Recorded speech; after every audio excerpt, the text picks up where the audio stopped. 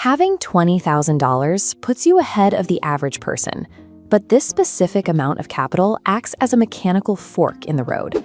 At this stage, some people begin compounding wealth that lasts a lifetime. Others stay stagnant for years, watching their progress stall.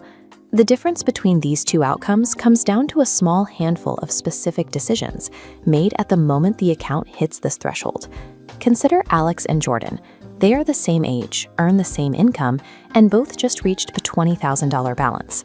Alex views this money as something to be protected from all risk. Fearing a loss, Alex keeps the entire balance in a standard savings account, waiting for a hypothetical perfect moment to act. Jordan follows a different methodology, implementing simple, informed allocations and maintaining consistency without chasing high-risk gambles.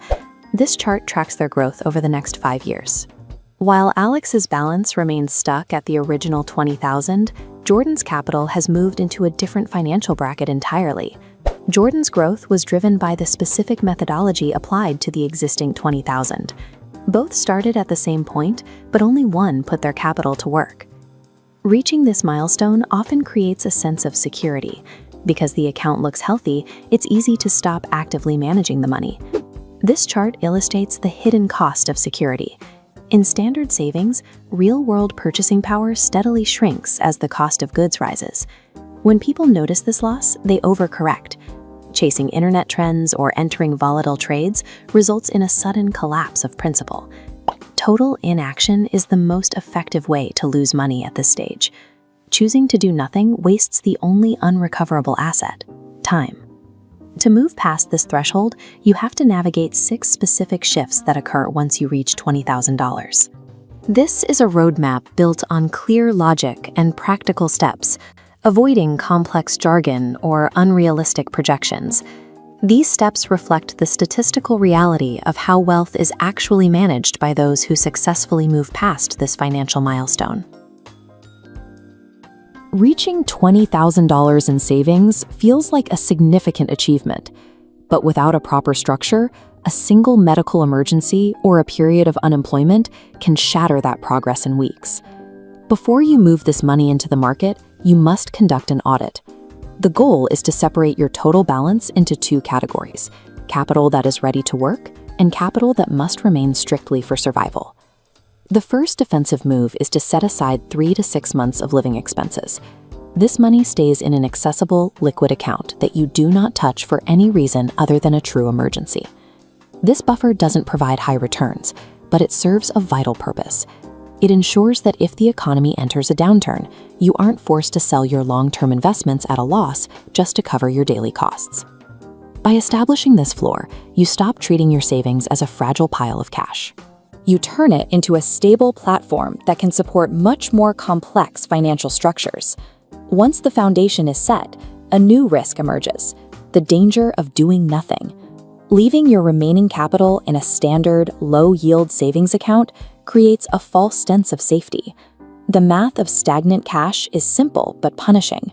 If your bank pays 1% interest while the cost of living increases by 3 or 4%, you are losing value every day. This gap represents the loss of purchasing power. Even though your account looks slightly larger, the actual volume of goods it can buy is shrinking. Recognizing this invisible drain means your capital needs to move alongside the economy. At the $20,000 level, you have enough at stake that passive saving is no longer a viable strategy for long-term preservation. To stay ahead of inflation, you must move from being a collector of cash to an active participant in market growth. Many people avoid the market because they associate investing with the chaos of picking individual stocks or trying to predict the exact moment to buy and sell. That approach adds layers of risk and stress that most investors don't need. A more established method used by researchers and educators is to utilize broad index funds. This is how risk diffusion works. Instead of relying on a single company, your money spreads across hundreds of businesses simultaneously, capturing the overall economy's growth. Investing always carries risk, but this spread avoids the catastrophe of one failure wiping out your entire milestone. The goal of this stage isn't to find a winning stock. It's connecting your capital to the macroeconomic engine so it grows alongside it. One of the biggest obstacles to growth is waiting for the perfect time to start. Many investors keep their money on the sidelines, waiting for a market dip or for the news to become more positive. But financial history shows that time spent in the market is a much stronger predictor of success than trying to time the market's fluctuations. Consistency triggers the math of compounding. Even contributing $200 every month creates a different trajectory than a one-time deposit that never increases. This automated approach ensures your money is consistently working. It often results in a higher final balance than a large sum that sits idle because the owner was too hesitant to commit. Eventually, you hit a limit on how much you can save through frugality. There is a fixed floor to how low you can drive your expenses. To move past that limit, you have to focus on the other side of the equation, increasing your income. This could mean acquiring specialized skills, taking on higher value freelance projects, or moving to a lucrative role. Look at how the raw output changes. If you save 20% of $5,000, you are banking $1,000 a month. But if you grow your income to $7,000, that same 20% habit now produces $1,400. You haven't changed your lifestyle or your discipline, you've simply changed the volume of the input. Combining consistent investing with an expanding income stream turns your savings into a scaling engine. As you transition from a passive saver to an active investor, you become more visible to outside threats. Searching for investment advice online or opening new brokerage accounts creates a digital footprint that marketing algorithms and bad actors can follow. This is when you will likely see an influx of high-return schemes and no-risk opportunities. These are often targeted specifically at people who have established a baseline of capital and are looking for ways to accelerate their growth. These offers are designed to be disorienting and urgent. To protect what you've built, you must establish clear boundaries and refuse to move your capital into any system you don't fully understand. The most reliable indicator of a scam is the ratio of risk to reward. If a pitched return is significantly higher than the market average, the hidden risk is almost always high enough to result in a total loss. Building wealth takes years of discipline and consistent math.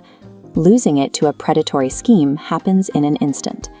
Protecting your progress requires a permanent shift in mindset. By applying skepticism, performing your own research, and consulting qualified professionals, you ensure the foundation you've built remains secure for the long term. Let me ask you something honest. Where do you want to be 5 years from now?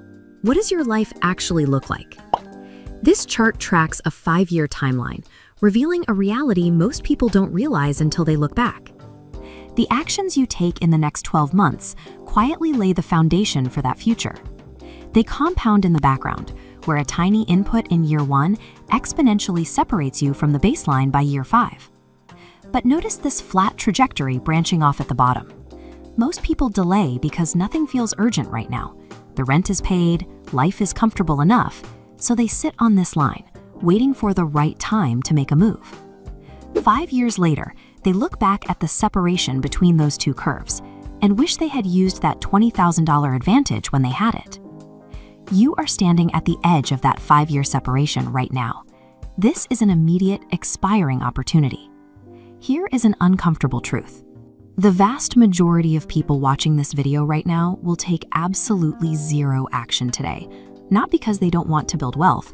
They will wait because they believe they need to understand every granular detail before they make a move. They want to feel completely ready.